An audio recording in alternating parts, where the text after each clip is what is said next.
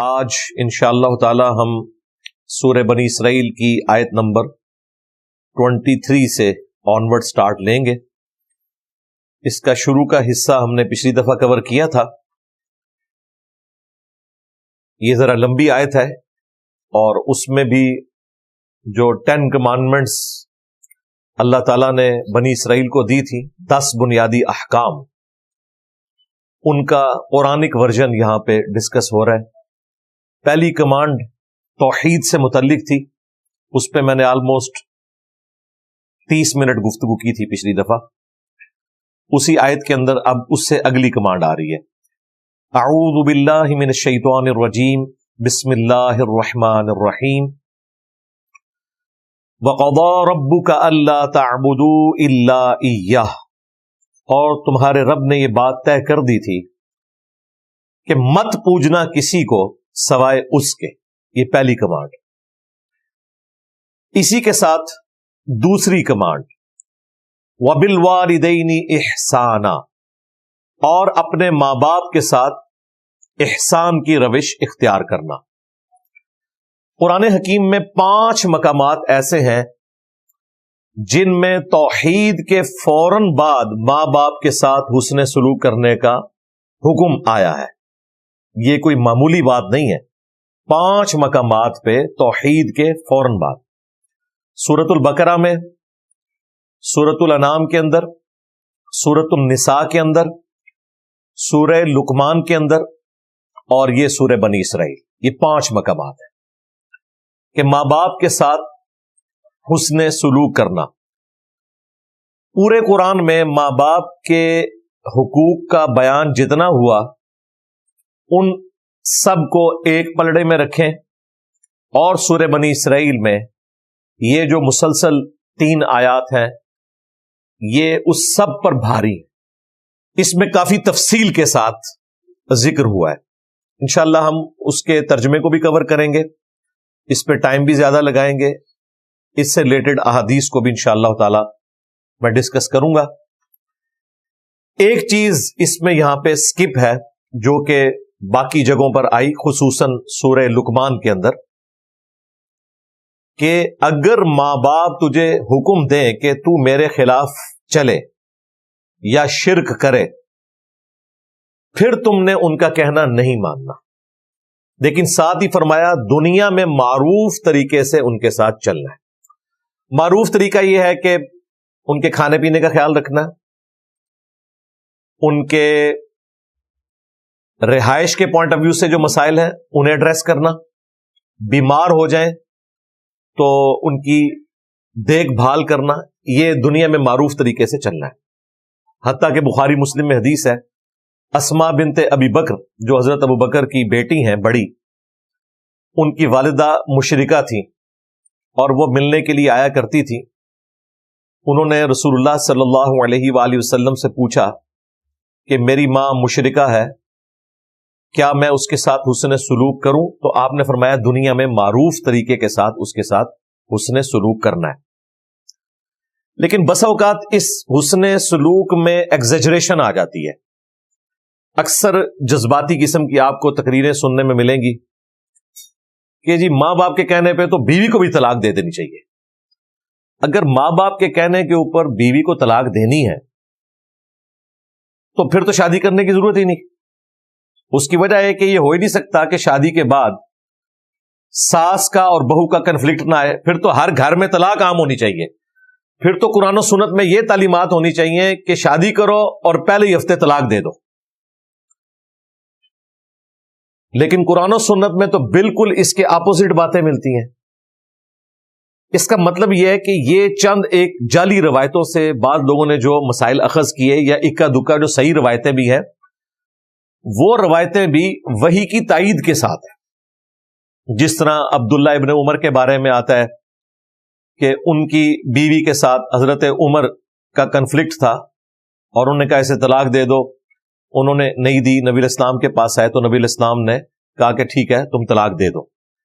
اب نبی صلی اللہ علیہ وآلہ وسلم کو تو وحی کی تائید حاصل ہے، وہ اگر کسی سے فرما رہے ہیں تو وہ صرف زبانی کلامی نہیں کہہ رہے، اس چیز کو نبی الاسلام نے کہیں مشروع نہیں فرمایا، ورنہ حدیثیں یوں ہوتی کہ جب ماں باپ تمہیں طلاق دینے کا کہیں تو فوراً اپنی بیوی کو طلاق دے دو. تو پھر سب سے پہلے تو سارے صحابہ کرام بغیر بیویوں کے بیٹھے ہوتے, کیونکہ یہ کنفلکٹ تو شروع سے چل رہا ہے, اور جوائنٹ فیملی سسٹم میں یہ نیچرل ہے. اس کے الٹ ضرور ملتا ہے. قرآن میں بیوی کے ساتھ, بچوں کے ساتھ, ماں باپ کے ساتھ حسن سلوک کا ذکر ہے. طلاق کو آخری درجے تک اوائڈ کرنے کا ذکر موجود ہے. اور احادیث میں تو جس طریقے سے کھول کھول کر نبی علیہ السلام نے بیان فرمایا, اس کے بعد تو گنجائش ہی نہیں رہتی. بخاری مسلم میں حدیث ہے, عورت مرد کی ٹیڑھی پسلی سے پیدا ہوئی ہے, اسے سیدھا کرنے کی کوشش نہ کرو ورنہ اسے توڑ بیٹھو گے, اور اسے طلاق دینا اسے توڑنا ہے. اس کا مطلب ہے نبی علیہ السلام نے کہا کہ نہیں توڑنا اسے. اس میں الفاظ ہیں اس سے نفع حاصل کرو, اسے سیدھا کرنے کی کوشش نہ کرو, یعنی توڑنے کی کوشش نہ کرو, یعنی کہ طلاق دینے کی کوشش نہ کرو. یہ حدیث بخاری میں بھی ہے, مسلم میں بھی. مسلم شریف میں تو اتنی حیران کن حدیث ہے, نبی علیہ السلام نے فرمایا شیطان کا تخت پانیوں پہ لگا ہوا ہے, شام کے وقت سارے چیلے آ کے اسے رپورٹ کرتے ہیں آج ہم نے فلاں شخص سے فلاں گناہ کروایا, فلاں شخص سے فلاں گناہ کروایا. شیطان خوش نہیں ہوتا, بڑا بڑا گناہ وہ گنواتے ہیں, بدکاری کا, چوری کا. ایک چیلا آ کے کہتا ہے آج میں نے میاں بیوی کے درمیان جدائی کروا دی ہے. شیطان اسے گلے لگا لیتا ہے کہ اصل کام تو نے کیا ہے. اس حدیث کی روشنی میں کیا یہ بات فٹ ان بیٹھتی ہے کہ ماں باپ کے کہنے پہ بیوی کو طلاق دے دی جائے؟ اسلام تو کہتا ہے جینوئن ریزن بھی ہو تب بھی آپ نے طلاق کو اوائڈ کرنا ہے. قرآن میں آیا کہ اگر عورت بے حیائی کرے تو سب سے پہلے اسے بستر سے الگ کرو, اس سے بڑی تو کوئی بات نہیں ہو سکتی. سورۃ النساء میں. پھر بھی صحیح روش اختیار نہ کرے تو اسے مارو, وہ بھی ویشیوں کی طرح نہیں مارنا, صرف چھوٹے بچوں کو جس طرح ڈانٹ ڈپٹ کی جاتی ہے اس میں بھی چہرے پہ مارنے سے منع کیا, ہڈی پسلی توڑنے سے منع کیا, ایک سازش کے طور پہ. اس سے بڑی کیا چیز ہو سکتی تھی؟ نبی علیہ السلام نے منع فرمایا. صحیح مسلم میں حدیث ہے کوئی بھی مؤمن اپنی مؤمنہ بیوی سے بغض نہ رکھے. صحیح مسلم میں ایک اور حدیث ہے دنیا برتنے کی جگہ ہے اور سب سے بہترین اگر کوئی متاع ہے دنیا کا تو نیک بیوی ہے. بخاری اور مسلم دونوں میں حدیث ہے میں اپنے بعد تمہارے لیے سب سے بڑی آزمائش تمہاری عورتیں چھوڑ کر جا رہا ہوں, یعنی ان کے ساتھ حسن سلوک کرنا ہے, یہ تمہاری ذمہ داری ہے. یہاں پر ہمارے پنجاب کے معاشرے میں بوڑھے لوگ جن کے ساتھ نوجوانوں کی دوستیاں ہوتی ہیں وہ انہیں شادی سے پہلے پٹی پڑھا دیتے ہیں کہ اپنی بیویوں کو دبا کے رکھنا ہے, کیونکہ انہوں نے یہی کچھ کیا ہوتا ہے. اور اینڈ رزلٹ آپ لوگوں کے سامنے ہے, پوری زندگی میاں بیوی لڑتے رہتے ہیں. یعنی آپ پرانے جو بوڑھے بابے ہیں نا ان کو دیکھیں نا تو سکون سے نہیں گھر میں رہتے. اسی طریقے سے وہ میاں بیوی جو پوری زندگی اکٹھے نہیں رہے ہوتے, بڑھاپے میں جب ریٹائرمنٹ کے بعد مرد گھر واپس آتا ہے کچھ عرصے بعد آپ طلاق سن لیتے ہیں. یہ عام آپ نے سنا ہوگا, یہ خصوصاً فوجیوں میں بہت ساری طلاقیں اس طرح کی ہو جاتی ہیں کیونکہ انہیں ساتھ رہنے کی عادت نہیں ہوتی, اور بڑھاپے کے وقت اب دونوں کی ہڈیاں اپنی جگہ فکس ہو چکی ہیں, کوئی پیچھے ہٹنے کے لیے تیار نہیں ہے. وہ طلاق ہو جاتی ہے اور وقت پڑ جاتا ہے بچوں کو. ماں کو بھی انہوں نے سنبھالنا ہے, باپ کو بھی سنبھالنا ہے, اور ایک جگہ نہیں رکھنا. ظاہر ہے وہ نامحرم ہو گئے ایک دوسرے کے لیے. یہ بہت بڑی آزمائش. یہ وہ ریئل ٹائم پرابلمز ہیں جو لوگ ہم سے آ کے ڈسکس کرتے ہیں اور کہتے ہیں نہیں کیا کریں, مصیبت بن گیا آخری وقت میں ہمارے ماں باپ ہمارے لیے. وہ آپس میں غصے میں الجھے ہیں اور طلاق کر کے تو مصیبت ہماری جان کو ڈال دی ہوئی ہے. سب کے پاس تو فائنینشیل ریسورسز ایسے نہیں ہوتے نا کہ وہ ماں باپ کو الگ الگ مکانوں میں رکھ سکے. یہ ایک عذاب والی صورتحال شروع ہو جاتی ہے کیونکہ ساتھ رہنے کا تجربہ نہیں ہوتا. کورونا کے دنوں میں آپ نے نہیں سنا تھا کتنے لوگوں کی طلاقیں ہو گئی یورپ امریکہ میں, کیونکہ پہلے تو مصروف رہتے تھے ایک دوسرے کے ساتھ, بس اتنا ہی ریلیشن شپ تھا کہ بچوں کے پوائنٹ آف ویو سے کوئی تھوڑی بہت ڈسکشن ہو گئی, یا جاب کے پوائنٹ آف ویو سے, یا کھانے پینے کے موقع پہ, جب ساتھ پورا دن گزارنا پڑا تو دونوں ہی ڈان ہیں, عورتیں بھی ڈان ہیں اور ان کے ہسبینڈ بھی ڈان بنے ہوئے. اور at the end of the day Europe میں تو یو کے اندر کئی ایک میں نے یعنی مین ٹی وی چینلز کے اوپر خبریں دیکھی ہیں کہ کئی مردوں کو ان کی بیویوں نے مارا ہے. یہاں تو زیادہ تر مرد مارتے ہیں نا, وہاں زیادہ تر عورتیں مارتی ہیں. اور وہ کورونا کے دنوں میں جب لاک ڈاؤن چل رہا تھا, شکر ہے وہ لاک ڈاؤن ختم ہوا اور بعد میں زندگی نارملائز ہوئی. اسی طریقے سے بخاری شریف سے ایک حدیث پیش کی جاتی ہے کہ حضرت ابراہیم علیہ السلام جب حضرت اسماعیل علیہ السلام کی غیر موجودگی میں ان کے گھر آئے ملنے کے لیے, تو ان کی بیوی کے ساتھ انٹریکشن ہوا, یعنی اپنی بہو کے ساتھ. واپسی پہ جاتے ہوئے انہوں نے کہا کہ جب اسماعیل آئے تو اسے میری طرف سے پیغام دینا ہے کہ اپنے گھر کی چوکھٹ بدل لے. تو جب حضرت اسماعیل علیہ السلام واپس آئے, ان کو میسج دیا ان کی بیوی نے, تو انہوں نے طلاق دے دی اپنی بیوی کو, یعنی وہ کوڈ ورڈز میں بات کی تھی. بھائی حضرت ابراہیم علیہ السلام خلیل اللہ ہے, انہوں نے کوئی اندازہ نہیں لگایا تھا, ان کے پاس غیبی خبر تھی. غیبی خبر کے بغیر اٹکل پچو چلانا یہ نبی کی تو شان ہی نہیں ہے. اس طرح کے واقعات سے یہ پریسیڈنٹ سیٹ کرنا کہ آپ لوگوں کو یہ ترغیب دلائیں کہ ٹھیک ہے جی, ماں باپ اگر خوش نہیں ہے تو بیوی کو طلاق دے دو, اس کو سمجھنے کے لیے بڑی آسان بات ہے. جو یہ مشورہ دیتا ہے نا, اسے کہا جائے کہ اگر تیری بیٹی کو تیرا داماد اپنے ماں باپ کے کہنے پہ طلاق دے تو وہ کانوں کو ہاتھ لگائے گا, کہے گا نہیں ظلم ہے. تو جس کے لیے تم کوشش کر رہے ہو وہ بھی تو کسی کی بیٹی ہے. دنیا میں آپ نے ایشوز کو ریزالو کرنا ہے نا, اپنے آپ کو اس کی جگہ پہ رکھ کے دیکھیں, پھر آپ کو بڑی آسانی سے سمجھ آ جائے گی کہ اس وقت یہ بندہ زیادتی کر رہا ہے یا واقعی یہ بیچارہ مظلوم ہے, اسے بات سمجھ نہیں آ رہی. ہو سکتا ہے میں بھی اس کی جگہ پہ ہوں تو یہی صورتحال ہو. لیکن یہ بہت کم لوگ ہیں جو یہ امیجنیشن میں بھی تصور کرنے کے لیے تیار ہوتے ہیں. جس طرح کا آئیڈیل داماد ساس سسر چاہ رہے ہوتے ہیں نا, اس طرح کا آئیڈیل وہ اپنے بیٹے کو نہیں بننے دیتے اپنی بہو کے لیے. جو خوبیاں اپنی بہو کے لیے وہ چاہ رہے ہوتے ہیں نا کہ وہ یہ بھی کرے یہ بھی کرے یہ بھی کرے, اپنی بیٹی کے لیے کبھی نہیں چاہتے کہ وہ بھی اپنے ساس سسر کے ساتھ یہ بھی کرے یہ بھی کرے یہ بھی کرے. تو رزلٹ آپ کے سامنے ہے. تو حسن سلوک اپنی جگہ, لیکن یہ اس قسم کی چیزوں کو بیچ میں داخل کر کے اسے حسن سلوک کا نام دینا یہ بالکل غلط بات ہے. اسلام میں قطعاً یہ چیز نہیں ہے کہ آپ میاں بیوی کے رشتے کو اکھاڑ کے پرے پھینکیں, بلکہ اسلام میں تو ساس سسر کا پریکٹیکلی جو رشتہ ہے وہ آپ کو کوئی ایگزامپل ملتی ہی نہیں ہے. نبی علیہ السلام کے مبارک دور میں, صحابہ کرام کے دور میں, کیوں؟ وہاں ضروریات کم تھی. جیسے ہی شادی ہوتی تھی ایک خیمہ الگ سے لگ جاتا تھا نئی فیملی کا, وہ الگ ہو جاتے تھے, یوں لڑائی جھگڑے بھی کم ہوتے تھے. حسن سلوک اپنی جگہ جاری ہے, وہ ذہن میں رکھیے گا. وہ بیٹے کی ذمہ داری ہے اس نے اپنے ماں باپ کے ساتھ حسن سلوک کرنا ہے. بیمار ہو جائیں گے ان کی خدمت کرے گا, ان کے کھانے پینے کا رہائش کا بندوبست کرے گا, یہ اس نے کرنا ہے. وہ اس کی اپنی ذمہ داری اپنی جگہ موجود ہے.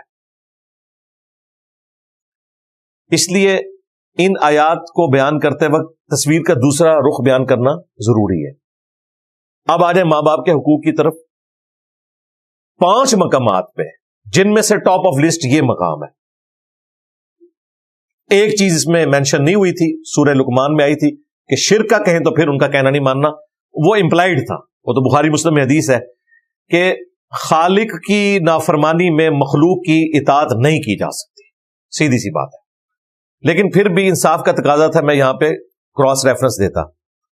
باقی جتنی تفصیل کے ساتھ یہاں ماں باپ کے ساتھ حسن سلوک کا ذکر ہے, اتنی تفصیل نہ سورہ البقرہ میں آئی, نہ سورۃ النساء میں, نہ سورۃ الانعام میں, نہ سورہ لقمان میں, جو یہ 5ویں مقام میں آئی. ایک چیز 5 مقامات پہ کامن ہے کہ توحید کے بعد سب سے پہلے اللہ تعالیٰ نے ماں باپ کے ساتھ حسن سلوک کا ذکر کیا. اور فرمایا کہ ماں باپ کے ساتھ حسن سلوک کرو، وبالوالدین احسانا، اور اس میں بھی خصوصاً اما یبلغن عندک الکبر، اگر یہ تمہارے سامنے بڑھاپے کی حالت کو پہنچ جائیں، احدہما او کلاہما، وہ دونوں یعنی ماں اور باپ دونوں یا ان میں سے کوئی ایک، فلا تقل لہما اف، تو انہیں اف بھی نہ کہنا۔ یہ محاورتاً بات ہے، عربی زبان میں سب سے ہلکی بات یہی تھی، اف۔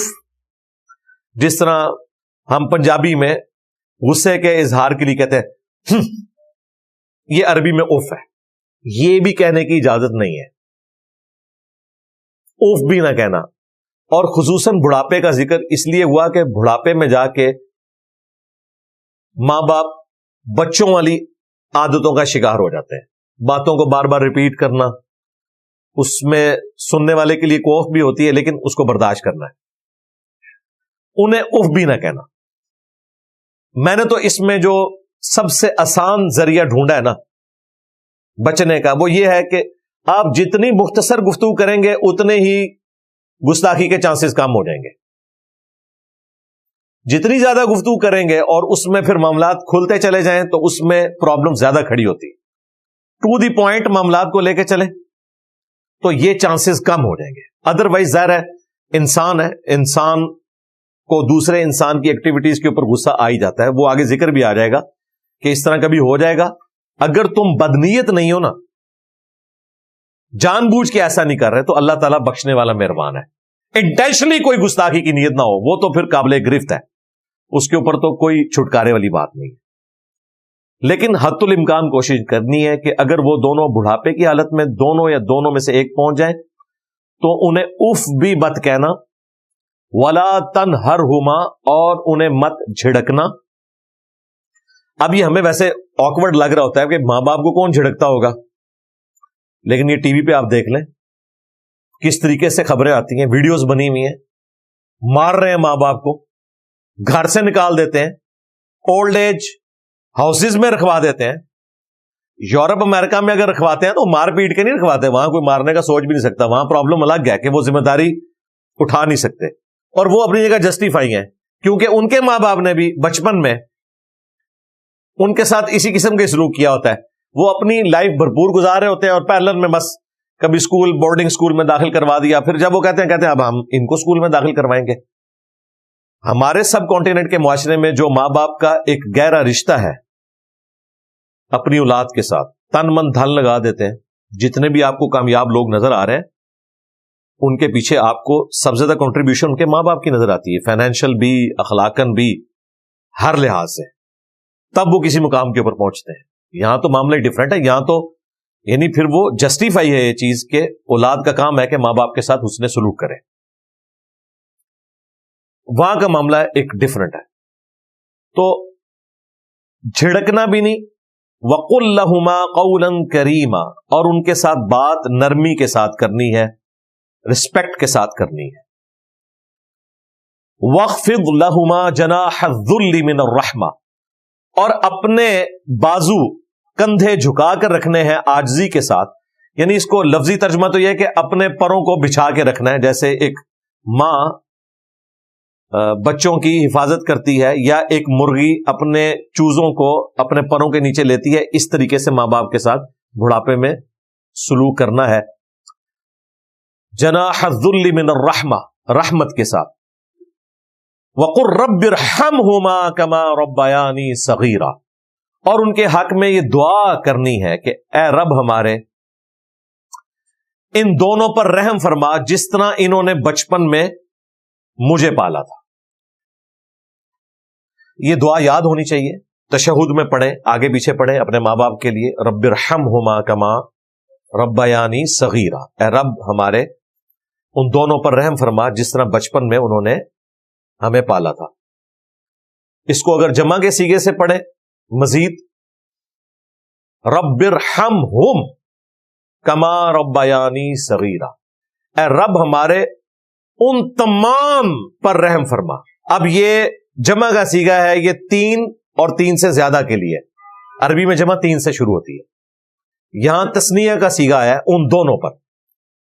رب ارحمہما ان دونوں پر، رب ارحمہم ان تمام پر. اس کو جمع کے صیغے سے بدلیں گے تو اس میں آپ اپنے دادی، دادا، نانی، نانا وہ بھی سارے شامل ہو جائیں گے. اور یہ سنت ہے کہ جمع کے صیغوں کے ساتھ دعا کی جا سکتی ہے. نبی علیہ السلام کی کئی دعائیں ہیں جو سنگولر کے صیغوں کے ساتھ ہیں اور صحابہ کرام نے انہیں جمع کے صیغوں کے ساتھ پڑھا ہے. بعض اوقات تو نبی علیہ السلام نے بھی ان کو جمع کا صیغہ کر دیا، جس طرح اللہم اجرنی من النار احادیث میں آیا ابو داؤد کے اندر. ہم اسے جمع کے صیغے کے ساتھ پڑھتے ہیں اللہم اجرنا من النار. یا حی یا قیوم برحمتی کا استغیث، الف کے ساتھ حمزہ سے پڑھیں گے تو سنگولر کا صیغہ ہے. نون کے ساتھ پڑھیں گے برحمتی کا نستغیث تو جمع کے صیغہ ہو جائے گا. اللہم اہدنی فی من ہدیت سنگولر کا صیغہ، اللہم اہدنا فی من ہدیت پلورل کا صیغہ. صحابہ کرام نے جمع کے صیغوں کے ساتھ، صحیح ابن خزیمہ میں موجود ہے، ابی ابن کعب جب وطر کی جماعت کرواتے تھے تو اللہم اہدنا فی من ہدیت وعافنا فی من عافیت جمع کے صیغوں سے اینڈ پہ دروشی بھی پڑھتے تھے. تو رب ارحمہم کما ربیانی صغیرا، اے اللہ ان میرے تمام آباء و اجداد پہ، ماں باپ، دادی دادا، نانی نانا سارے شامل، رحم فرما جس طرح بچپن میں انہوں نے مجھ پر رحم کیا تھا. کتنی بیسٹ دعا ہے. یعنی ان کے احسانات کا بدلہ تو ہی دے سکتا ہے. دوسرا، ماں باپ کے دل میں شفقت وہ بھی تو اللہ ہی نے ڈالی ہے. اولاد کے دل میں بھی شفقت اللہ ہی ڈالے گا اپنے ماں باپ کے لیے. اللہ ہی شفقت ڈالنے والا ہے. بلٹ ان تو اس نے رکھی ہوئی ہے لیکن اسے ایگزیکیوٹ کرنا یہ نصیب والوں کا حصہ ہے. یہ دعا یاد رکھیں. دوسری دعا جو حضرت ابراہیم علیہ السلام نے کی تھی، رب اجعلنی مقیم الصلاۃ ومن ذریتی ربنا وتقبل دعاء ربنا اغفر لی ولوالدی وللمؤمنین یوم یقوم الحساب. سورہ ابراہیم میں آتی ہے اور اس کا بیسٹ موقع ہے تشہد میں. بخاری مسلم میں حدیث ہے، جب تشہد پڑھ چکو، دروشی پڑھ چکو، جو چاہو اپنے رب سے مانگو. اس میں آپ یہ دعائیں شامل کریں روزانہ. میں تو الحمدللہ ڈیلی پڑھتا ہوں. یہ سب سے بیسٹ موقع ہے. اسی طریقے سے قنوت وطر کے بعد بھی جو دعائیں آپ پڑھتے ہیں مزید صحابہ کرام سے ثابت ہیں، ان میں یہ شامل کریں. ماں باپ زندہ ہیں یا مر چکے، دونوں حالتوں میں ان کے لیے دعا کرنا. یہ ماں باپ پہ کوئی احسان نہیں ہے، یہ اللہ تعالی کے حکم کو آپ نے پورا کرنا ہے اور اس میں آپ کے لیے بھی نفع ہے. ساتھ ہی ساتھ اپنے بیوی بچوں کے لیے بھی دعا کریں. وہ بھی قرآن میں سورہ الفرقان میں سکھائی گئی. ربنا هب لنا من ازواجنا وذریاتنا قرۃ اعین وجعلنا للمتقین اماما. اے رب ہماری بیویوں میں اور ہماری اولاد میں ہماری آنکھوں کی ٹھنڈک بنا دے. یعنی ان کے اعمال ایسے ہوں کہ میری آنکھیں ٹھنڈی ہوں، اور ہمیں پرہیزگار لوگوں کا امام بنا، پرہیزگار لوگوں کا فور فادر، ابا و اجداد ہمیں بنا دے. یعنی ہماری نسل میں بھی سب لوگ پرہیزگار ہوں. یہ دعا ہے. یہ دعا بیوی بچوں کے لیے. اور ایک دعا ایسی ہے جو آپ نے اپنے تمام رشتہ داروں کے لیے، پوری امت کے لیے کرنی ہے. اللہم ربنا آتینا فی الدنیا حسنہ وفی الآخرۃ حسنہ وقینا عذاب النار. اس میں سارے شامل ہو جائیں گے. رب ہمیں دنیا میں بھی بھلائیاں عطا فرما، آخرت میں بھی بھلائیاں عطا فرما، اور آخرت کی سب سے بڑی بھلائی عطا فرما دے کہ ہمیں آگ کے عذاب سے بچا لے. آمین. تو یہ 3 دعائیں کم از کم یاد کر لیں اور انہیں تشہد میں پڑھیں. تشہد کے علاوہ بھی ایک اور موقع ہے، صحیح مسلم میں حدیث ہے، سجدے میں انسان اپنے رب کے سب سے زیادہ قریب ہوتا ہے، لہذا خوب دعائیں مانگا کرو. 3 دفعہ سبحان ربی الاعلیٰ پڑھ کے، یا باقی جو تسبیحات ہیں، سبوح قدوس رب الملائکۃ والروح. ایک اور تسبیح بخاری مسلم میں آئی ہے، سبحانک اللہم ربنا وبحمدک اللہم اغفر لی. یہ دعائیں بھی پڑھیں اور ساتھ یہ دعائیں بھی پڑھیں. کسی ایک سجدے میں پڑھ لیں، یہ نہیں کہ ہر سجدے میں پڑھنی ہے. 5 نمازوں میں کسی ایک نماز کی کسی ایک رکعت میں بھی یہ دعائیں آپ نے پڑھ لی تو ایک دن میں آپ نے جو حق ادا کرنا تھا دعا والا وہ کر لیا، ونس ہی کافی ہے۔ لیکن یہ دعائیں یاد ہوں گی تو آپ پڑھیں گے، ترغیب دلائی جائے گی تو پڑھیں گے۔ ماں باپ کے حقوق کے حوالے سے ایک حدیث بڑی مشہور ہے بخاری اور مسلم میں۔ نبی صلی اللہ علیہ وآلہ وسلم سے ایک صحابی نے پوچھا کہ میرے حسن سلوک کا سب سے زیادہ حقدار کون ہے اس پلانٹ ارتھ پہ مخلوقات میں سے؟ نبی علیہ السلام نے فرمایا تیری ماں۔ دوسری بار پوچھا، فرمایا تیری ماں۔ تیسری بار پوچھا، فرمایا تیری ماں۔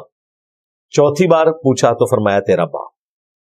یعنی اگر ماں باپ کے حقوق کے 4 حصے کیے جائیں تو 3/4 ماں کا حق ہے، 1/4 باپ کا حق ہے۔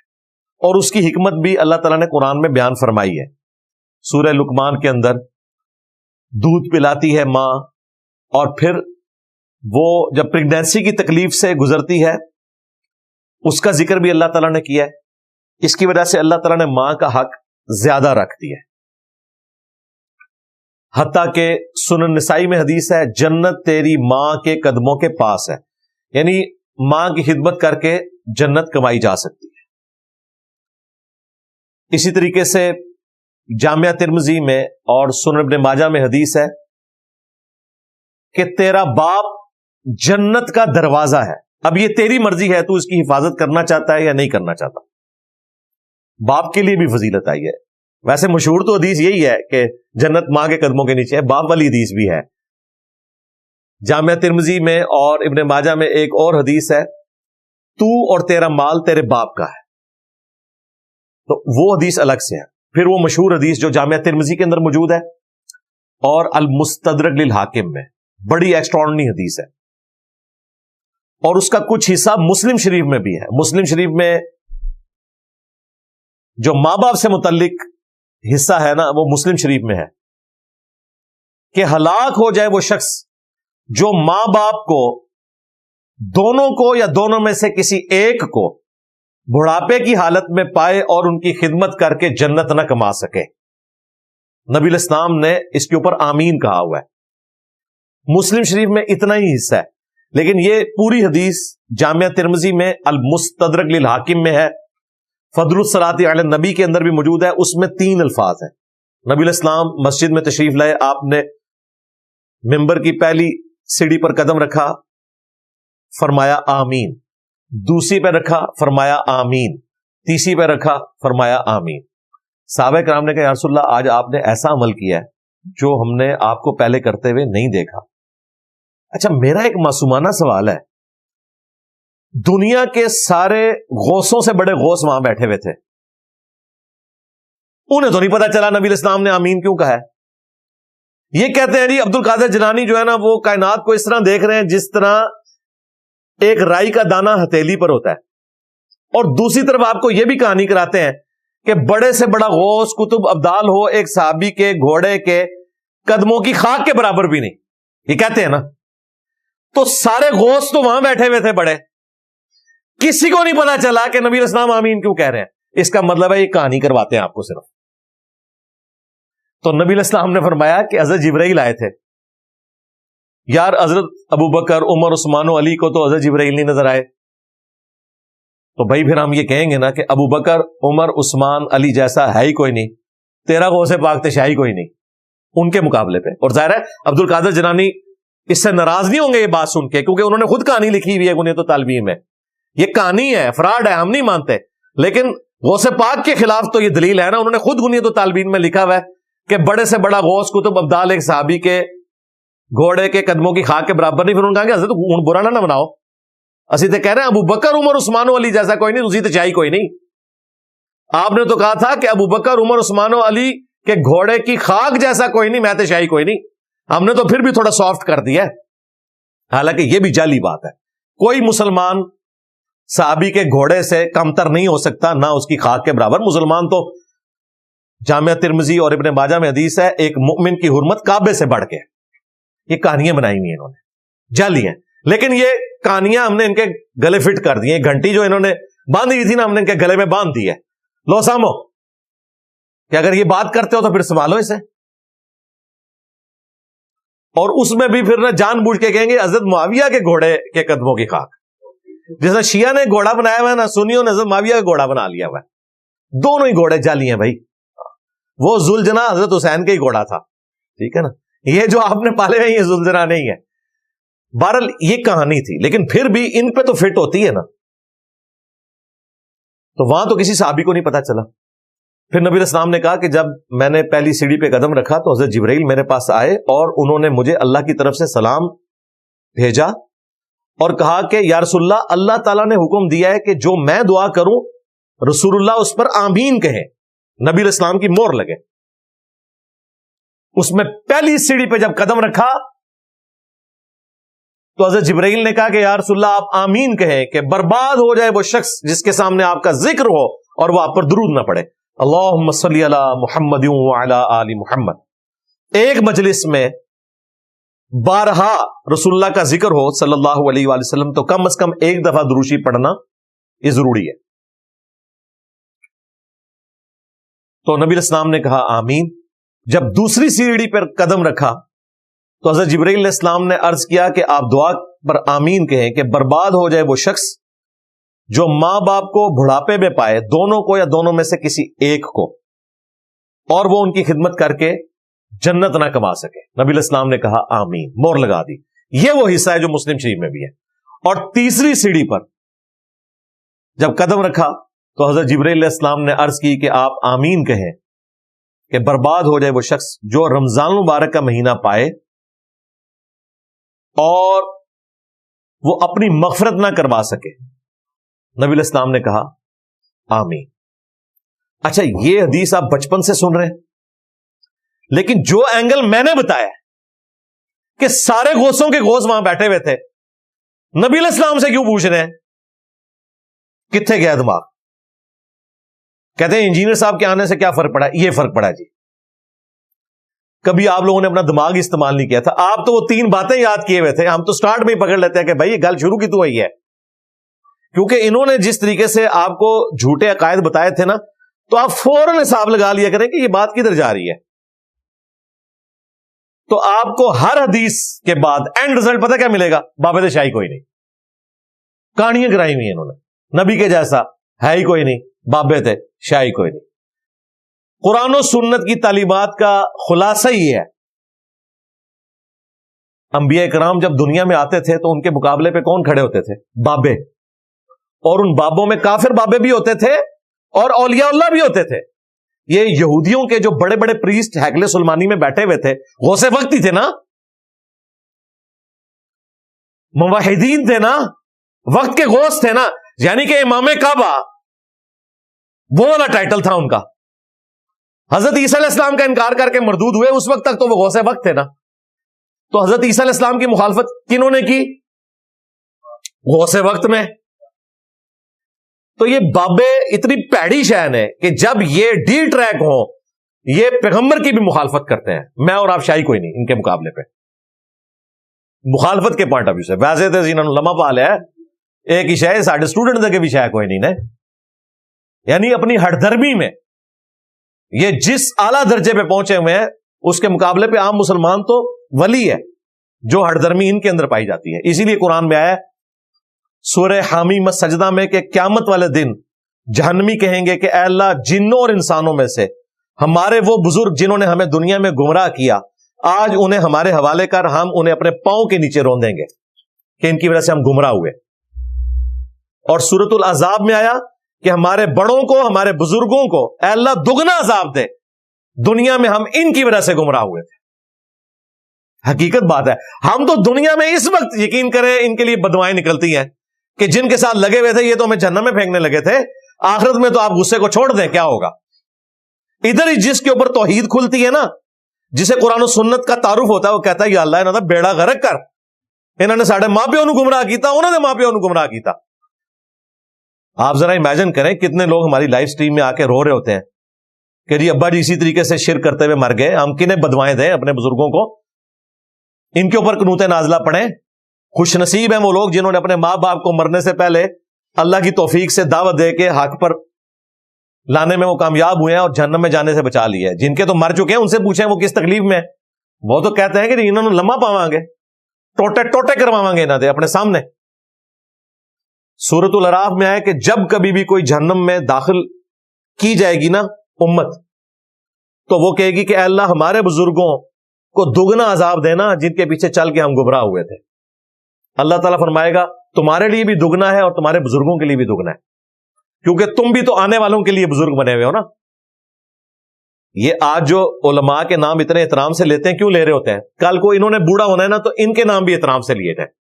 اسی لیے اتنی لمبی دمیں لگائیں گے, علماء کے فضائل سنائیں گے, آپ کہیں گے یار اس کو کیا اس میں سے فائدہ؟ بھائی کل کو اس کی داڑھی سفید ہونی ہے, یہ ساری دمیں اس نے اپنے ساتھ لگانی ہے, کیونکہ وہ جو دموں والا ہے اس نے تو قبر میں چلے جانا ہے, دمیں اس نے باہر چھوڑ جانی ہے, وہ اس نے اپنے ساتھ لگانی ہے. تو وہ پہلے تیار کر رہا ہوتا ہے آپ کو کہ اگلی باری میری ہے. اور وہ میں نے آپ کو بتایا نا کہ جو نیا آتا ہے نا اپنا لچ فرائی کر کے جاتا ہے. تصوف میں قادری سلسلہ ایگزسٹ ہی نہیں کرتا تھا, یہ جنیدیہ سلسلہ تھا. علی بن عثمان حجویری بھی کشف المحجوب میں جنیدیہ سلسلہ لکھتے ہیں اسے, کیونکہ وہ بھی سلسلہ جنیدیہ میں تھے. علی بن عثمان حجویری کے جو پیر صاحب تھے نا وہ 2 واسطوں سے جنید بغدادی کے مرید تھے, اور عبد القادر جیلانی 4 واسطوں سے جنید بغدادی کے مرید تھے. عبد القادر جیلانی کا سلسلہ ذرا تھوڑا چل پڑا تو وہ جنیدیہ سلسلہ ہی دنیا سے ختم ہو گیا. اب اس سلسلے کو قادری کہا جاتا ہے, عبد القادر کی وجہ سے قادری. لیکن انہوں نے کچھ عرصہ ہی ظاہر بادشاہی کرنی تھی, ان کے اپنے مریدین شاذلی رفائی سلسلے شروع ہو گئے, سب کانٹیننٹ میں آئے, تو اعلی حضرت نے اپنی نسبت چلا دی رضوی. الیاس قادری صاحب کے نام کے ساتھ دیکھیں نا لکھا ہوتا ہے مولانا الیاس قادری رضوی ضیائی. اچھا, پھر الیاس قادری صاحب نے کہا کہ میں بھی اپنا حصہ ڈالوں. انہوں نے اپنے مریدوں کا آپ لگاؤ اتاری. پہلے تو سال لگاتے رہے, پھر انہوں نے خود ہی ایک ویڈیو میں کہا کہ یہ نام بہت لمبا ہو گیا, آپ ڈائریکٹ اتاری لکھا کرو. اتاری کا مطلب ہے کہ اتاری ہے تو ضیائی تو ہو گئی, جب ضیائی ہے تو رضوی تو ہو گئی, جب رضوی ہے تو قادری تو ہو گئی.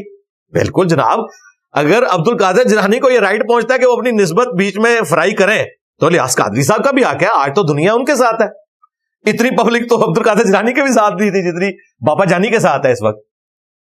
ان کا بھی رائٹ ہے. تو ہر کوئی اپنا حصہ ڈالتا ہے. اس لیے ہم کہتے ہیں کہ یہ بزرگوں کی نسبتیں چھوڑیں, اپنا باپ کسی کو بنانا ہے تو اسے بنائے جس کی قبر مدینے میں ہے. النبی اولا بالمؤمنین من انفسہم وازواجہ امہاتہم, نبی مومنین کی جانوں پر ان سے بڑھ کر حق رکھتے ہیں, اور نبی کی بیویاں امت کی مائیں ہیں, یعنی کہ نبی امت کے باپ ہیں. باپ بار بار بدلنے کی ضرورت کوئی نہیں. اور دیکھیں بدبخت کتنے ہیں, 4 جو ٹاپ کے اولیاء تھے نا, امت کے نہیں اس کائنات کے ٹاپ کے اولیاء, ابو بکر عمر عثمان و علی. اگلی امتوں میں بھی یہ 4 بندے ان کے اصحاب سے بھی افضل ہیں. ان کے نام کا آپ کو کوئی سلسلہ نہیں نظر آ رہا. کہیں آپ نے سنا ہے سلسلہ صدیقیہ؟ سلسلہ ہے, اس کا نام نقشبندیہ رکھا ہوا ہے, کہتے ہیں ابو بکر صدیق تک جاتا ہے, تو صدیقیہ کیوں نہیں ہے؟ فرق دیکھا؟ سلسلہ فاروقیہ کوئی نہیں ہے, سوروردی ہے, کہتے ہیں حضرت عمر فاروق تک جاتا ہے بابے کے نام پہ رکھا ہوا ہے. اور بابا کون؟ 7ویں صدی ہجری میں. عثمانیہ کوئی نہیں, ان تک تو سلسلہ بھی کوئی نہیں جاتا, وہ اتنی مظلوم ہستی ہیں. اور حضرت علی تک قادری اور چشتی سلسلے جاتے ہیں, لیکن نام کیا ہے؟ عبد القادر جیلانی پہ 6 صدی ہجری میں, 7ویں صدی ہجری میں معین الدین چشتی. علوی نہیں ہے اس سلسلے کا نام. کتنی حیران کن بات ہے, اس طرف کبھی نہیں کسی کا دماغ گیا. اس کا مطلب ہے ان تک جاتے ہی نہیں, انہوں نے سب کچھ جعلی بنایا ہوا ہے. ان بڑی ہستیوں کے ساتھ اپنے آپ کو منسوب کر دیا, اپنے آپ کو اونچا کرنے کے لیے, جس طرح یہاں پہ بھی لوگ منسوب تو کر دیتے ہیں. آپ دیکھیں کتنے وثوق کے ساتھ میلاد کے جلسوں میں نعرے لگاتے ہوئے نظر آئیں گے. اسی جلسے میں آپ بخاری مسلم سے نماز کا طریقہ بتائیں تو نفرت ہو جائے گی انہیں. پہلے لگ رہا ہوگا نبی علیہ السلام کے لیے جان دے دینی ہے, نبی علیہ السلام کے لیے یہ ہاتھ نہیں اٹھا سکتے رب الیدین میں, جان کی تو دینی ہے انہوں نے. وہ سارا بزرگ پرستی کا معاملہ چل رہا ہوتا ہے. تو ہمارے روحانی باپ وہ ہیں جن کی قبر مدینے میں ہے صلی اللہ علیہ وآلہ وسلم. اب آپ اپنے ان والدین کی طرف واپس آ جائیں جن کا ذکر یہاں پہ ہو رہا تھا. والد جن کو اللہ تعالیٰ نے ذریعہ بنایا ہے آپ کے دنیا میں آنے کا, ان کے لیے آپ یہ ٹرم استعمال کرتے ہیں والد اور والدہ. لیکن ماں اور باپ یہ ٹرم خالہ کے لیے بھی یوز ہو سکتی ہے اسلام میں, چچا کے لیے, تایا کے لیے یہ ٹرم یوز ہوتی ہے. صحیح مسلم میں حدیث ہے چچا باپ کی مثل ہوتا ہے. تو باپ کا ورڈ چچا پر بھی بولا جاتا ہے, ماں کا ورڈ خالہ پر بھی بولا جاتا ہے. والدہ ایک ہی ہے, ماں وہ بھی ہے جس نے آپ کو بیٹی دی ہے, باپ وہ بھی ہے جس نے آپ کو بیٹی دی ہے, اپنی پالی اس نے ہے, حوالے آپ کے کر دیے. بڑا مشکل کام ہے, یقین کریں جب تک آپ کی اپنی بیٹی نہ ہو آپ کبھی احساس کر ہی نہیں سکتے کہ دنیا کا مشکل ترین کام ہے کوئی شخص اپنی بیٹی جوان کر کے کسی کے حوالے کر دے. یقین کریں میری اپنی بیٹی ماشاءاللہ اب جوان ہوئی ہے تو مجھے اب زیادہ اس چیز کا احساس ہونا شروع ہوا ہے کہ یار یہ کتنا مشکل کام ہے. تو وہ بھی ماں باپ ہیں جو آپ کو بیٹی دیتے ہیں, لیکن وہ والد اور والدہ نہیں ہے, ماں باپ ہے. ماں اور باپ کی ٹرم بولی جا سکتی ہے ان کے اوپر. استاد بھی آپ کا باپ ہے, والد نہیں ہے. باپ تو ہے, اس نے آپ کو سکھایا, ٹیچر ہے آپ کا, روحانی باپ ہے.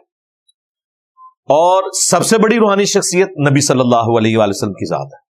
باقی ہمیں کوئی حرج نہیں ہے آپ اماموں کے ساتھ بھی عقیدت رکھیں. یقین کریں ہم امام بخاری امام مسلم کے ساتھ وہ عقیدت رکھتے ہیں جو شاید ہم اپنے ماں باپ کے ساتھ بیوی بچوں کے ساتھ بھی نہ رکھتے ہوں. عقیدت کی میں بات کر رہا ہوں. محبت تو ایک نیچرل ہے, وہ تو آپ ارن نہیں کر سکتے, عقیدت آپ ارن کرتے ہیں. میرے دل میں جو عقیدت ان اماموں کے لیے ہے وہ اپنے ماں باپ بیوی بچوں کے لیے بھی نہیں ہے کہ اللہ کی نسبت سے ہم ان سے محبت رکھتے ہیں. چلیں یہ تو آپ کو مشکل ہو جائے گا سمجھنا. ہم حضرت ابوبکر عمر عثمان و علی کے ساتھ جو عقیدت رکھتے ہیں وہ اپنے ماں باپ سے بڑھ کے رکھ رہے ہوتے ہیں, اس لیے کہ انہوں نے نبی علیہ السلام کے ساتھ وفا کی. ان اماموں نے بھی وفا کی. اس اعتبار سے یہ سارے ہمارے روحانی باپ ہیں. ٹھیک ہے, ہمیں کوئی حرج نہیں ہے. لیکن جب تم بابوں کو رسول اللہ کے مقابلے پہ کھڑا کرتے ہو, پھر اپنی نسبتیں ان کے ساتھ جوڑتے ہو, پھر ان کے ناموں کے اوپر 4 مصلے کعبے میں ڈال دیتے ہو 1517 سے 1917 تک, اور ان اماموں بیچاروں کو پتہ ہی نہیں ہے کہ ان کے نام کے اوپر انہوں نے امت کو توڑا, تو پھر ہمیں تکلیف ہوتی ہے کہ یار کہ کیا ظلم کیا. قرآن میں تو آیا تھا وَاتَّخِذُوا مِن مَقَامِ إِبْرَاهِيمَ مُصَلَّى, ابراہیم کے کھڑے ہونے کی جگہ کو مصلی بناؤ. ظالموں, تم نے 400 سال تک امام کعبہ کو مقام ابراہیم سے محروم رکھا. وہ 4 مصلوں کی تصویر ہم نے دکھائی ہے نا, محروم ہے کیونکہ وہ لڑتے تھے کہ یار یہاں پہ تو ہم نے کھڑا ہونا ہے. سب سے افضل امام تو وہ ہوتا نا جو وہاں پہ کھڑا ہوتا. انہوں نے کہا ٹھیک ہے 4 مبارک کرو. مقام ابراہیم چھین لیا امام کعبہ سے, اس کو چھوڑ کے باقی 4 جگہ انہوں نے مصلے ڈالے. وہ اللہ تعالیٰ نے ان کے مصلے غرق کیے. ورلڈ وار 1 کے جہاں نقصانات ہوئے, سب سے بڑا فائدہ یہ ہوا ہے کہ سلطنت عثمانیہ کی بدعت ختم ہوئی ہے, اور جو ایک سمجھ لیں عجم کی امپائر تھی وہ عرب کی امپائر میں کنورٹ ہوگی, سعودی عرب کی شکل میں. کافروں کے ہاتھ میں نہیں گیا مکہ مدینہ, لیکن یہ جو اس میں سے فائدہ ہوا کہ مقام ابراہیم پہ کھڑا ہو گیا امام کعبہ اور وہ 4 مصلے اٹھ گئے, یہ بہت بڑی اللہ کی طرف سے ایک نعمت ہوئی ہے. ورنہ جس طرح آج میڈیا کا دور ہے, اس وقت کافروں کے ہاتھ میں سب سے بڑی اگر کوئی کوڑا ہونا تھا نا مسلمانوں کے خلاف, انہیں کہنا تھا یہ ہے جی جو کہتے ہیں جی ہمارا قرآن ایک, نبی ایک, اللہ ایک. انہیں کہنا تھا تکو کعبے 4 مصلے جے. اگر قرآن اللہ نبی ایک ہے تو یا تو 4 نمازیں ہو رہی ہے, کدی نماز صحیح ہے. آپ نے کہنا تھا ساروں کی صحیح ہے, پرانی کہانیاں. انہیں کہنا تھا ساروں کی صحیح ہے, 4 کے کھلانے کی ضرورت ہے, ایک کھڑا کرو یا 4 رکھ لو. پہلے سارے فجر کی نماز ایک کے پیچھے پڑھیں, پھر سارے زور کی نماز دوسرے کے پیچھے. یہ بھی نہیں, پیرلل میں. وہ اللہ نے ان کی بدعت ختم کی. ان 400 سالوں میں ان کا فخر تھا کہ جی ہم اجماع امت ہیں. ان کتنے گیا اجماع؟ اجماع تو مر گیا, ختم ہو گیا. تو الحمدللہ ہمارے روحانی باپ وہ ہیں جن کی قبر مدینے میں صلی اللہ علیہ وسلم, اور ہر وہ شخص ہمارا روحانی باپ ہے جو ہمیں رسول اللہ کی بات بتائے صلی اللہ علیہ وسلم. خواہ وہ خلفائے راشدین ہوں، اہل البیت ہوں، ثقہ تابعین ہوں، تبع تابعین ہوں، قیامت تک آنے والے وہ لوگ جو رسول اللہ صلی اللہ علیہ وآلہ وسلم کا راستہ دکھائیں گے، ان کی قدموں کی خاک ہماری آنکھوں کا سرما، ہم اتنی عقیدت ان سے رکھتے ہیں۔ لیکن بات وہ اللہ رسول کی بتائیں، کیونکہ انہوں نے عزت اللہ اور اس کے رسول کے نام پہ اویل کی ہیں۔ اگر یہ اللہ رسول سے غداری کریں گے ہم انہیں نہیں مانیں گے۔ ہم کسی سے بھی محبت کرتے ہیں اللہ رسول کی نسبت کی وجہ سے کرتے ہیں، عز وجل و صلی اللہ علیہ وآلہ وسلم۔ تو ماں باپ کے ساتھ بھی جو ادب کا رشتہ ہے، احترام کا رشتہ ہے، ایک تو نیچرل ہے، پلس اس کو ارن بھی کرنا ہے، کئی چیزوں کو درگزر کر کے اللہ کا حکم سمجھتے ہوئے۔ اگر یہ نہیں کریں گے تو پھر وہی ماں باپ کا انجام ہوگا جو یورپ اور امریکہ میں ہو رہا ہے۔ وہاں پہ اس لیے ہے کہ وہ وحی کی تعلیمات سے اپنے آپ کو دور کر چکے ہیں۔ وہ تو حیران ہوتے ہیں، آپ دیکھیں کتنے بوڑھے ہیں این جی اوز میں، پاکستان، افغانستان میں پوری زندگیاں گزاری ہیں، اور انہوں نے کہا کہ ہمیں دفن بھی ادھر ہی کرنا ہے۔ یہاں ہم نے رسپیکٹ دیکھی ہے اپنے ماں باپ کی تو چھوڑ دے، دوسرے بزرگوں کی بھی۔ ایون آج کے اس ماڈرن دور میں بھی کسی نہ کسی درجے میں وہ رسپیکٹ والا ایلیمنٹ تو موجود ہے، الحمدللہ۔ اب وہ بات کنکلوڈ ہو رہی ہے جس کا میں نے شروع میں ذکر کیا تھا، ربکم اعلم بما فی نفوسکم، تمہارا رب خوب جانتا ہے جو تمہارے دلوں میں ہے۔ یعنی تمہارے دلوں میں اگر ماں باپ کی توہین کرنے کی نیت نہیں ہے تو اللہ کو پتا ہے۔ بعض اوقات ہو جاتا ہے، آواز اونچی ہو گئی، کسی بات پہ آپ غصہ کھا گئے۔ ہمارے اسٹوڈنٹس کو تو اس تکلیف سے گزرنا پڑ رہا ہے، ہمیں خود بھی گزرنا پڑا، اور ظاہر ہے وہ آخرت کے پوائنٹ آف ویو سے۔ میں دنیاوی معاملات میں تو لمبی بحث کرتے ہی نہیں ہوں، سیدھی بات ہے، لیکن آخرت کے پوائنٹ آف ویو سے ظاہر ہے جتنے جوان بچے ہیں وہ چاہتے ہیں ہمارے ماں باپ بھی جنت کے راستے پہ آئے، نبی الاسلام کا راستہ اختیار کریں، اور بعض اوقات سمجھاتے ہوئے کوئی نہ کوئی ایک ریڈ لائن بھی کراس ہو جاتی ہے جس میں ان کی نیت نہیں ہوتی لیکن ہو جاتی ہے۔ تو ایسی صورتحال میں اللہ تعالیٰ نے کہا کہ میں خوب جانتا ہوں جو تمہارے جی میں ہے، ان تکونوا صالحین، اگر تم صالح ہوئے، نیکوکاری کی روش تم نے اختیار کی، تمہارے اندر بدنیتی والا معاملہ نہیں تھا، فَإِنَّهُ كَانَ لِلْأَوَّابِينَ غَفُورًا، تو بے شک اللہ تعالی رجوع لانے والوں کی توبہ قبول فرمانے والا ہے، توبہ کرنے والوں کو بخشنے والا ہے۔ یعنی اگر کبھی انجانے میں اس طرح کا کوئی معاملہ ہو جائے فوراً اللہ کی طرف رجوع لاؤ، اور ظاہر ہے اللہ کی طرف بھی رجوع لانا ہے اور ماں باپ سے بھی معذرت کرنی ہے، ایک نیچرل چیز ہے۔ حقوق العباد کا معاملہ اللہ تعالیٰ اس صورت میں معاف کرتا ہے جب مخلوق سے بھی معافی مانگی جائے۔ اب ایسی صورتحال ہو سکتی ہے کہ کسی کے ماں باپ فوت ہو گئے، جس طرح سنن نبی داؤد میں حدیث ہے، ایک شخص نے کہا کہ میری ماں فوت ہو گئی ہے تو کیا کروں، تو آپ نے فرمایا اپنی خالہ کے ساتھ اس نے سلوک کرو۔ بعض روایتوں میں ہے اپنے چچا کے ساتھ اس نے سلوک کرو، اپنے باپ کے دوستوں کے ساتھ اس نے سلوک کرو، یہ صحیح الاسناد حدیث میں ہے۔ سب سے بڑی بات ان کے لیے دعا کرو، اور اگر فوت ہو چکے ہیں تو ان کی طرف سے صدقہ اور خیرات کیا جائے۔ بخاری میں حدیث ہے، سعد ابن عبادہ کہتے ہیں کہ میں سفر پہ تھا، میری ماں پیچھے سے فوت ہو گئی، میں نبی الاسلام کی خدمت میں حاضر ہوا اور کہا کہ یا رسول اللہ میری ماں فوت ہو گئی، میں سفر پہ تھا، اب میں اپنی ماں کے لیے ایسی کیا چیز کروں کہ اسے کوئی فائدہ پہنچے، تو میں نے سوچا ہے کہ میں ان کی طرف سے کنواں کھدوا دوں، یہ صحیح بخاری کی حدیث ہے۔ تو کیا میری ماں کو اس کا ثواب مرنے کے بعد ملے گا میں اس کی طرف سے کنواں کھدواؤں؟ تو آپ نے فرمایا ہاں، بالکل مختصر جواب دیا، کوئی آئے بائیں شائی والا معاملہ ہی نہیں۔ یہ پرنسپل حدیث ہے اس حوالے سے کہ اولاد جو صدقہ اور خیرات کرتی ہے اس کا ثواب ماں باپ کو ملتا ہے۔ سنن نسائی میں تو یہاں تک آیا کہ اس کنویں کا نام پڑ گیا ام سعد کا کنواں، یہ سعد کی ماں کا کنواں ہے، اس کا نام پڑ گیا، حالانکہ والدہ فوت ہو چکی تھی۔ صحیح مسلم میں حدیث ہے میت کو صرف 3 چیزوں کا ثواب پہنچتا ہے مرنے کے بعد۔ نمبر 1 علم کی بات، جو اس نے اپنی زندگی میں کوئی خدمت کی، جس طرح امام بخاری امام مسلم نے خدمت کی، ان کو آج تک ثواب مل رہا ہے، اور یہ نیچرل ہے، انہوں نے خود ہی کیا ہے، انہی کو ملنا چاہیے۔ دوسرا فرمایا صدقہ جاریہ، جس نے کوئی ایسا کام دین کے لیے کیا جو مسلسل جاری ہے، اس میں بھی آپ امام بخاری امام مسلم کا نام پیش کر سکتے ہیں۔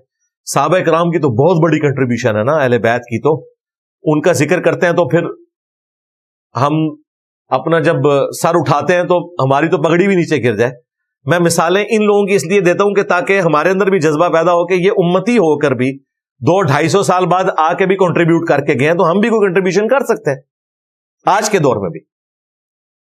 تیسرا فرمایا نیک اولاد جو اپنے ماں باپ کے لیے دعا کرتی ہے۔ اولاد جو دعا کرتی ہے اس کا حصہ ماں باپ کو ملتا ہے، اولاد کے ہر نیک عمل کا ثواب آٹومیٹکلی بھی ملتا ہے۔ سنن ابن ماجہ میں حدیث ہے، ایک شخص کے مرنے کے بعد جنت میں درجے بلند ہوئے عالم برزخ میں، تو نبی علیہ السلام کہتے ہیں اس شخص نے اپنے رب سے پوچھا کہ یہ تو میرا عمل نہیں تھا جس کا فائدہ مجھے ملا مرنے کے بعد، تو اللہ تعالیٰ نے فرمایا کہ تیرے بیٹے نے دنیا میں تیرے لیے استغفار کی ہے، اس کا نفع تجھے ملا ہے۔ اس کا مطلب ہے کہ مرنے کے بعد اپنے ماں باپ کے لیے بالخصوص، باقی پوری امت کے لیے بالعموم دعا کرنی چاہیے، اور یہ دعا سورۃ الحشر میں مشروع ٹھہرائی گئی ہے۔ ربنا اغفر لنا ولاخواننا الذین سبقونا بالایمان، اہل ایمان کی نشانی ہے، وہ دعا کرتے ہیں اللہ ہمیں بھی بخش دے اور ہم سے پہلے جتنے ایمان کی حالت میں گئے ہیں انہیں بھی بخش دے، اور ہمارے دلوں میں ان کے لیے کوئی کجی اور ٹیڑھ پن باقی نہ رکھ۔ تو جتنے بھی اہل ایمان ہیں ان کے لیے دعا کریں، ربنا آتینا فی الدنیا حسنہ وفی الآخرۃ حسنۃ وقینا عذاب النار۔ جنازے کی دعا پرفیکٹ دعا ہے، وہ تو آپ ہر تشہد میں لازم کر لیں اپنے اوپر، اللہم اغفر لحینا ومیتنا وشاہدنا وغائبنا وصغیرنا وکبیرنا وذکرنا وانثانا اللہم من احییتہ منا فاحیہ علی الاسلام ومن توفیتہ منا فتوفہ علی الایمان۔ اس میں ویسے مردوں کے لیے تو تھوڑی دعائیں، زیادہ زندوں کے لیے اور اپنے لیے۔ سلامتی ایمان کی بھی دعا اس میں موجود ہے، مغفرت کی بھی دعا موجود ہے، مردوں کے لیے بھی، عورتوں کے لیے بھی، فوت شدگان کے لیے بھی، زندوں کے لیے بھی۔ یہ ساری دعائیں ہیں جو ایک مسلمان اپنے دوسرے مسلمان بھائی اور بہن کے لیے گفٹ کر سکتا ہے ان کے دنیا سے جانے کے بعد، انہیں یہ فائدہ پہنچایا جا سکتا ہے۔ اسی طریقے سے کسی غریب بچے کا اسکول کالج کا خرچہ آپ اٹھا لیں اپنے ماں باپ کے صالح ثواب کے لیے، اور ماں باپ کا مرنا شرط نہیں، اس میں زندہ ماں باپ کے صالح ثواب کے لیے بھی آپ کر سکتے ہیں۔ مرنے کا انتظار نہ کریں، پہلے ہی کریں۔ اور اسی طریقے سے کسی مدرسے میں غریب بچوں کے کھانے کا، کپڑوں کا، جوتیوں کا خرچہ، کسی مسجد کے اندر قالین بچھوانے کا، ایئر کنڈیشن لگوانے کا، لائٹنگ، پنکھوں کا، کنسٹرکشن کے اندر کنٹریبیوٹ آپ کر سکتے ہیں۔ ہر وہ شکل جو حقوق العباد میں کسی کو نفع پہنچانے والی ہے، یہ تمام وہ شکلیں ہیں جن کے ذریعے آپ میت کے صالح ثواب کے لیے صدقہ اور خیرات کر سکتے ہیں۔ کھانا کھلانا غریبوں کو بہت بڑی چیز ہے۔ قرآن میں جب جہنمیوں کا ذکر آیا سورہ المدثر میں کہ تمہیں کس عمل نے جہنم میں پہنچایا، تو پہلے نمبر پہ ذکر آیا قالوا لم نک من المصلین، ہم نماز نہیں پڑھتے تھے۔ دوسرا ذکر آیا کہ ہم جو غریب لوگ ہیں، مساکین ہیں، ان کے کھانا کھلانے کے اوپر ترغیب نہیں دلایا کرتے تھے۔ تو غریبوں کو کھانا کھلانا، غریب نہ بھی ہوں ویسے ہی مسلمان کا مسلمان کو کھانا کھلانا بہت بڑی فضیلت والی چیز ہے۔ بخاری مسلم دونوں میں حدیث ہے، نبی علیہ السلام نے اپنے آخری دنوں میں صحابہ کرام کو یہ وصیت کی تھی کہ میری وفات کے بعد جو لوگ مدینہ شریف آئیں گے تم نے ان کے کھانے پینے کا خیال رکھنا ہے۔ بس یہ جب سے حدیث میں نے ایمفسائز کیا، علم میں تو پہلے کی تھی، تو پھر ہم نے یہاں پہ لنگر کا سلسلہ دار ارقم میں اپنی اکیڈمی میں شروع کیا، ورنہ اس سے پہلے صرف پانی پوچھا جاتا تھا۔ میں نے کہا نہیں، یہ نبی علیہ السلام کی سنت ہے کہ لنگر چلنا چاہیے۔ دیکھیں حضور علیہ السلام نے یہ وصیت کی، آپ کو پتا تھا کہ پوری دنیا آئے گی مدینہ شریف، آج تک جا رہی ہے، تو ان کے کھانے پینے کا، مہمانوں کا خیال رکھنا آج تک رکھا ہوا اہل مدینہ نے۔ جناب آج بھی اسی طریقے سے دسترخوان بچھتے ہیں، منڈے کا روزہ اہل مدینہ نے رکھا ہوتا ہے، جمعرات کا افطاریاں بھی ہوتی ہیں، آگے پیچھے بھی ماشاء اللہ تعالیٰ لنگر چل رہا ہے، اور لوگ اپنا نام بھی ظاہر نہیں کرتے، اور وہ سارے کے سارے معاملات چل رہے ہیں۔ اعتکاف میں آپ کو کوئی کھانا خریدنے کی ضرورت نہیں پڑتی، 1 مہینے کا اعتکاف کریں، فری بہترین کھانا، کھجور ہی اتنی پرفیکٹ غذا ہے، اور زمزم تو مسجد نبوی کے ہر صف کے سامنے آپ کو کولر مل جائیں گے، اتنی دور سے زمزم بھی وہاں پہنچایا جاتا ہے، خود پرفیکٹ ایک غذا ہے۔ تو یہ سلسلہ اس طریقے سے چل رہا ہے۔ اللہ تعالیٰ سے دعا ہے جو حق بات میں نے کہی اللہ تعالیٰ ہمارے دلوں میں راسخ فرمائے، اگر جذبات میں میرے منہ سے کوئی غلط بات نکل گئی تو اللہ تعالیٰ ہمارے دلوں سے اسے دھو دے، ہمیں معاف بھی فرما دے، ہمیں کتاب و سنت کی تعلیمات پر عمل کر کے دوسرے بھائیوں تک پہنچانے کی توفیق عطا فرمائے۔ سبحانک اللہم و بحمدک، اشہد ان لا الہ الا انت، استغفرک و اتوب الیک، وما علینا الا البلاغ المبین۔ جزاکم اللہ خیرا۔